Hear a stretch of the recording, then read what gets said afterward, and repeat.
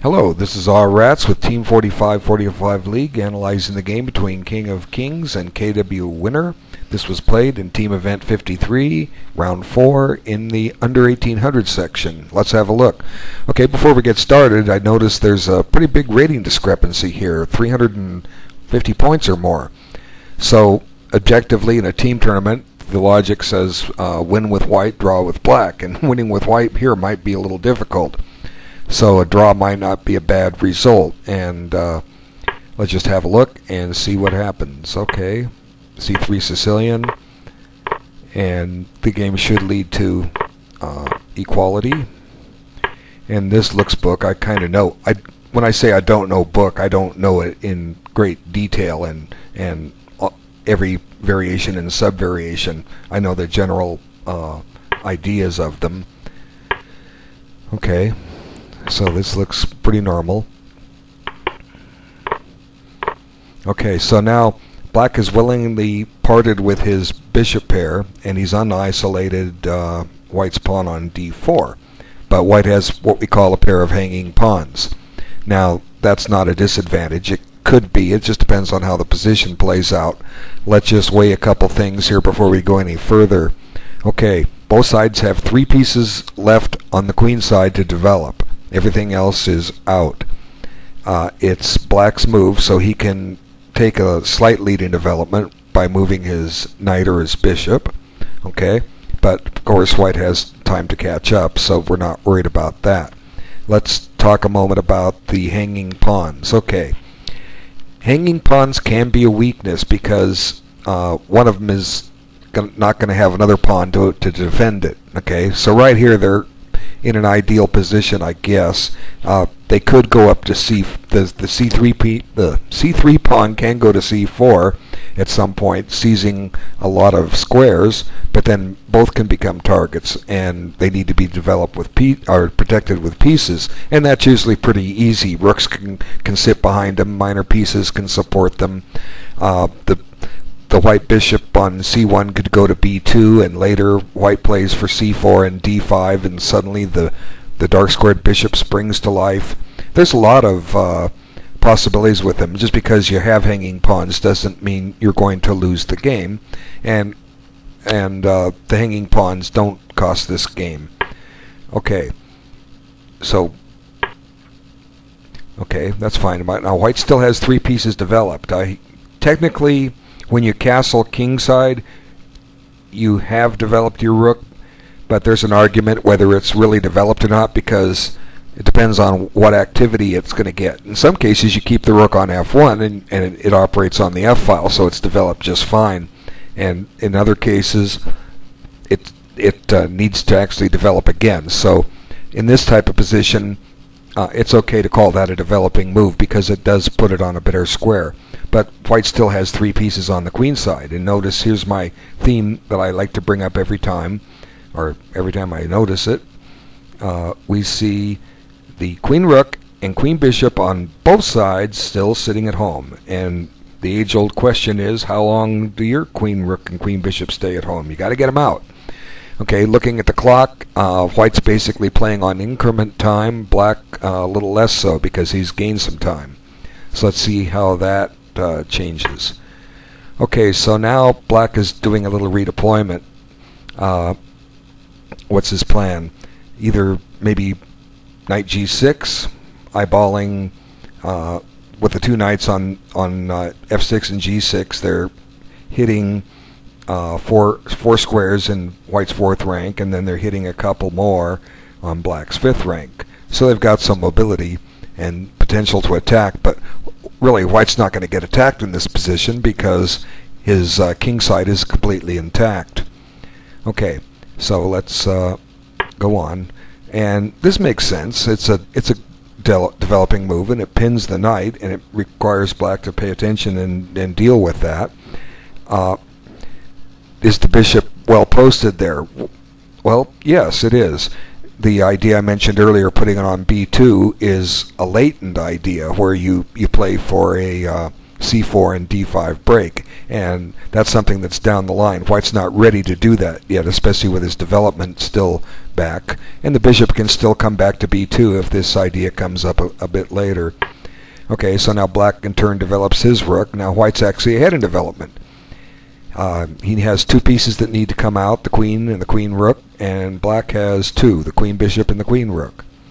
Okay, so I don't quite understand this move for the simple reason that there was no need for it. Okay, maybe it's planning to go to e4 and trade off. Maybe it's planning to drive the queen out of d5 and trade off. But let's just consider something else, okay, for a moment. Okay, if you want the queen out, you can do it right now with rook e5. Okay, the other choice is to play queen c2, and this just keeps an eye on h2, keeps black's knight on f6 honest. And then there's yet another interesting move here, and that is queen b3. Now what does queen b3 do? Well, I mentioned earlier maybe white's okay with the draw here simply because he's outranked by 350 points. So if black trades queens, then white doesn't have hanging pawns anymore. He's now has an open A file to operate on, and maybe he can gain some space with those pawns at some point, maybe get them rolling. And plus he's got the two bishops. Theoretically, if the queens and rooks disappear, a pair of knights and the light squared bishops, theoretically white is supposed to win this. Again, I'll mention again the game in my library, I think it's 158, Stoltz cashed in The Hague 1928, where Cashton proves that the bishop beats the knight in the ending when you have pawns on both sides of the board. Okay, so queen b3 would have been a fine move here. If black doesn't trade queens and just develops a piece, then white may trade queens. Okay, give example bishop d7. Okay, let's just trade it. Okay, now let's get this knight a better square. Now there's some pressure. Now what does white want to do? Well, he's got a lot of good alternatives here. One is just to play c4, make those pawns a little more menacing, and then maybe, this is just fantasy, it's just one line I'm just thinking of that shows some themes. Now we drop the bishop back to f1, and we're going to chase that knight out in a moment with g3, so it will never bother us. And say black develops a piece, and then white develops a piece. Well, I mean, not develops a piece, chase the knight out. It goes back to g3, and then we maybe seize this open file, or put a knight on e5. You know, a lot of good possibilities. And white certainly isn't worse here. So queen b3 was to be considered. Queen c2 if you're aiming for a win. Okay, let's go on. Knight d2, and there, he does what he could have done last move, and the queen comes back, and that's got a minor threat. Now white could play the tricky queen f3, but that's an impulsive move. The point is, if black snatches the pawn, then white has a bishop check that picks up the queen. But you can't expect someone to fall for that. And notice that white is taking his time now, which is good. Black is still moving kind of quick. So I don't know if that was quite the best move. Just at this point, the rook is fine there. It's going to get kicked out with knight g6. It's still got to get this queen developed, okay? Queen b3 seems like a decent move, and then go from there. Okay, let's move on. Rook c5, queen d6. Now, it looks like there's all kinds of discovery possibilities here, but unfortunately there aren't.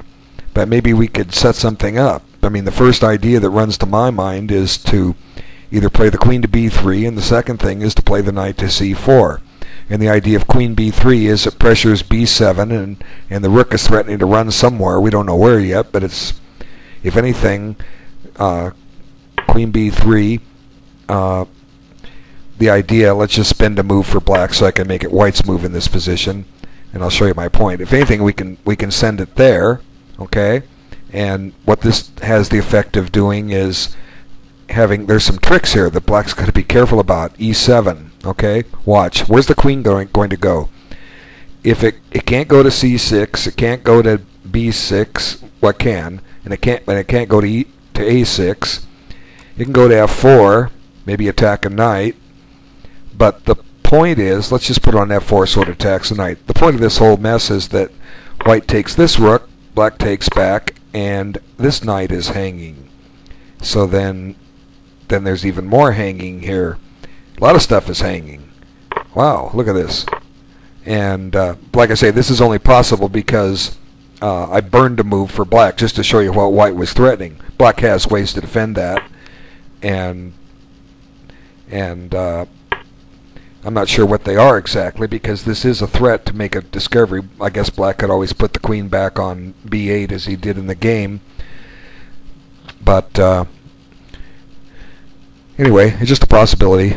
So he played knight c4, which was the other choice, and that guards the bishop too and still threatens discoveries. So, you know, it's just a matter of preference. And it does get the knight that was misplaced back into play, but this queen still isn't developed yet. You know, we're at move 16, and, well, at least he developed the rook, but we got to get the queen out, okay? Got to get them all out of the box. All want to participate. All right, so rook back, and now at this point, white's definitely not worse. Black has a shaky quality, and I call it shaky simply because he hasn't really demonstrated anything, and he has sacrificed the bishop pair here and doesn't have anything to show for it. Okay, so let's move on. Rook e8. Now I'd look at my first candidate move here is knight e5. Yeah, that's what he does. Good job.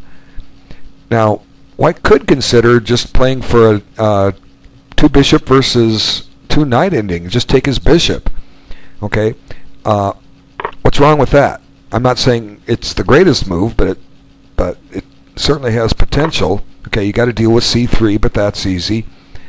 But black is going to be hard pressed to win this game. That's my point. And if you hate to play for a draw, you like to play for a win. But with a 350-point rating difference, I don't know what black does to win this game. Really, white could probably just say, "I offer you a draw," and black may happily take, because if he declines, he could end up in a really bad ending here, because if white can get the queens and rooks off, all he has to do is simply trade one bishop for either knight, and chances are he's going to win that ending, according to Stolz-Kashta in The Hague, 1928.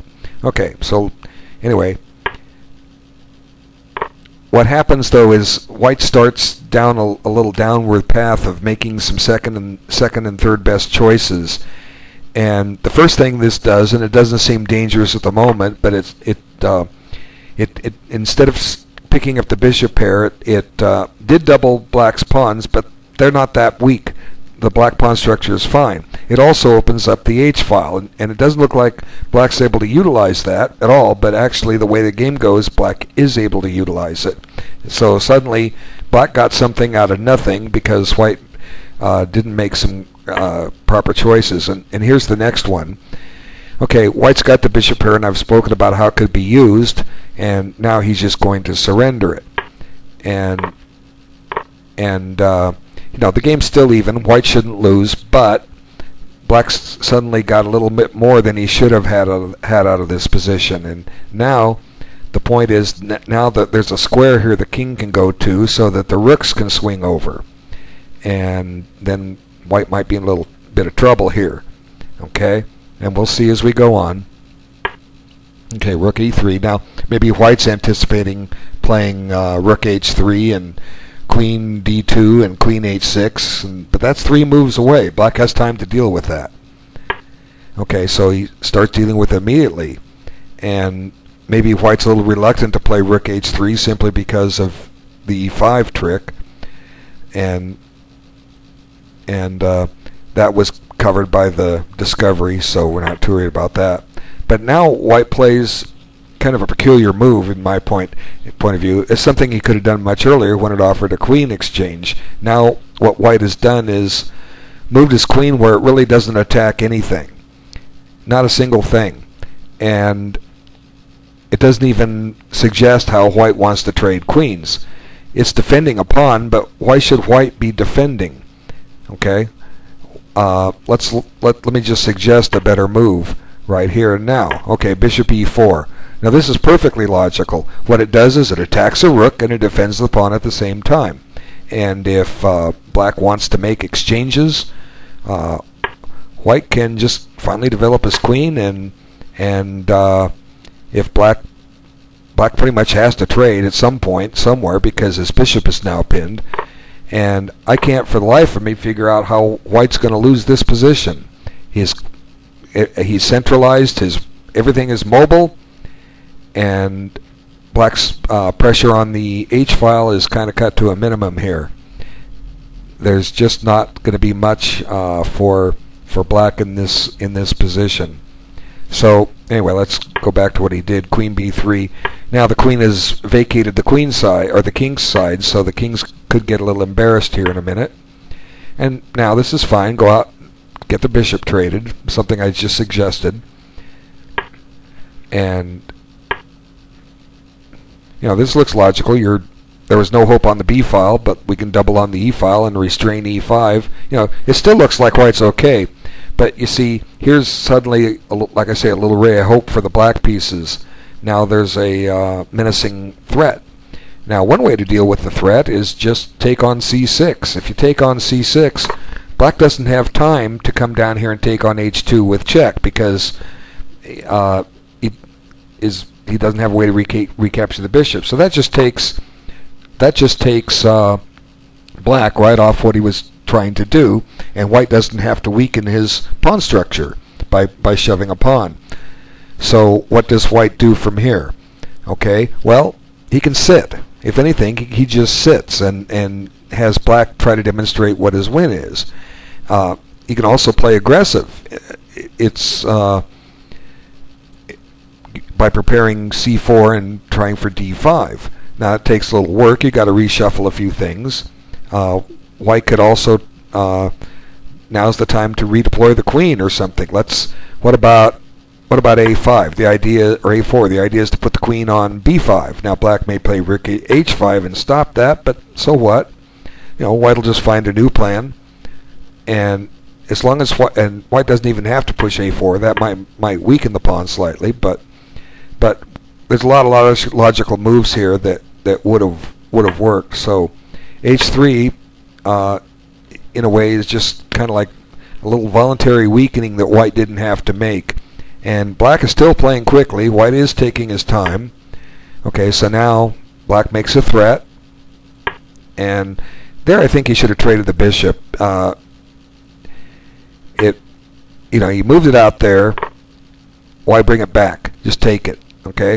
Now white should be okay here. Still, just rook g3, if anything, and then you can bring the other rook to e3, and c3, white's only weakness in the position, as well as side for a2, but a2 is pretty shielded. c3 is permanently covered. Black will never be able to go win it, and white just sits here tripled on the third rank, and black can't do a thing. Okay, so let's see what happened. So bishop e2 just doesn't smell right. It's just getting the rook to a better square. Now there's a threat. Rook takes g2 check, and that wouldn't exist if white had traded bishops. So now it goes back, and after wasting a couple of moves, now the bishops are offered to trade again. Instead, white could have had his rooks doubled on the third rank, and he doesn't. So white's kind of lost a little bit of time here. And still, we're close to getting that ideal formation, but black has some tactics here. Okay, queen c6. Now suddenly black's getting active, as I was saying. And I think the proper move to play here is rook from 1 to e3. Go back to the theme. Triple him up. Now, black's probably a little bit better. His queen's a little more active than white's. His rook on g5 is kind of active. The rook on d8 can get active. It can play to d5 and swing over to a5, keeping an eye on a2. It can do a lot of things. Black's probably a little bit better here, but white's rock solid. White's not losing this. Okay, so let's see what happened. Okay, so what white did was white broke the pin. Now how much time did he spend? He spent 29 plus 45 seconds. So, but this is kind of risky because there's still some tricks that black has in here, and he sets it up with this next move, and white just misses what black was trying to do. And I don't know if rook b1 helps all that much, because you're not threatening to go to b5 with the queen. So again, maybe it's time to play here, but black is still better. Rook take, you'll see what happens. Black is still a little bit better here, but white's solid. Okay, so rook b1, and then there's a little trick. Ouch.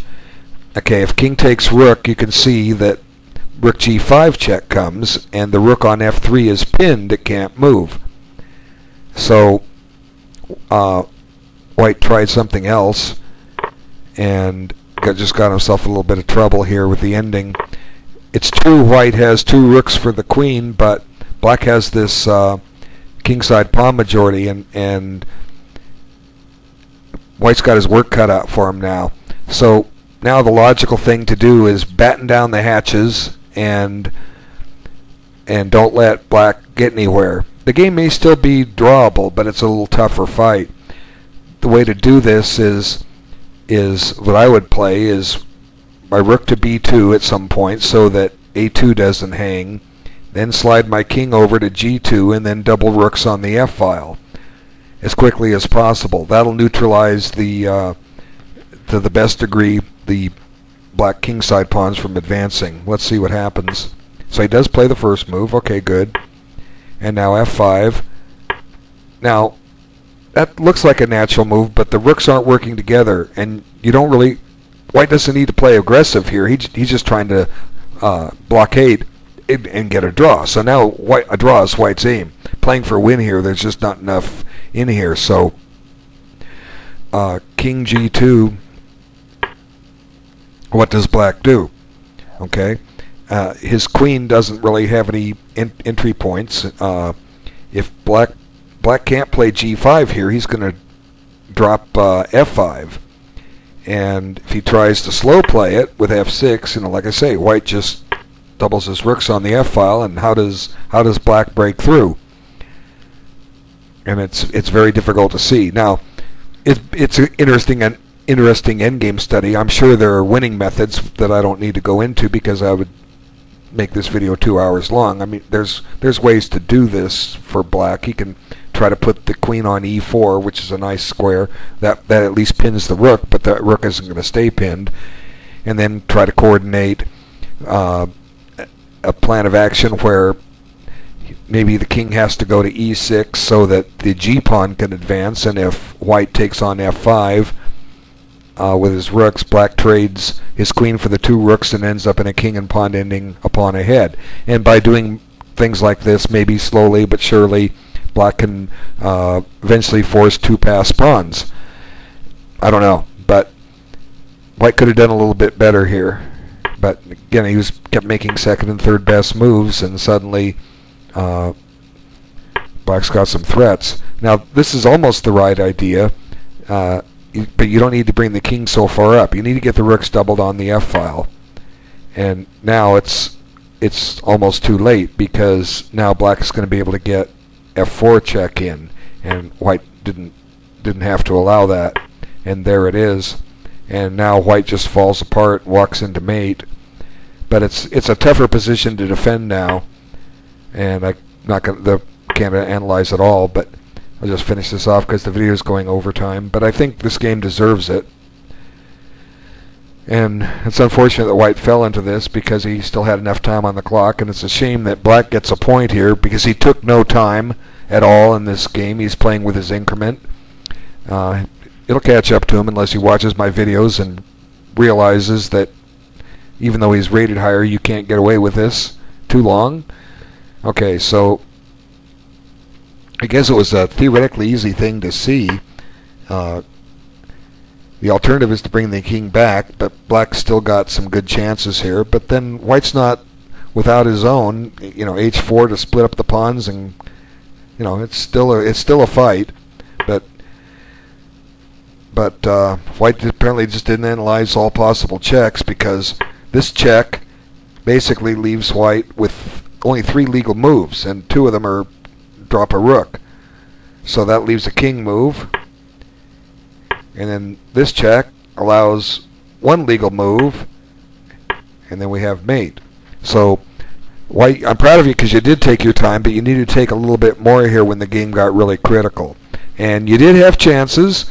If you just kind of adjust your style of play just a little bit and think about trying to make better moves instead of little smaller, weaker moves that I pointed out, just eliminate those second and third best moves as best you can, and you'll be up to 1900 before you know it. Alright, I thank everybody for their time. It was a pleasure making this video, and I'll be making several more today. And we'll see you soon. Take care.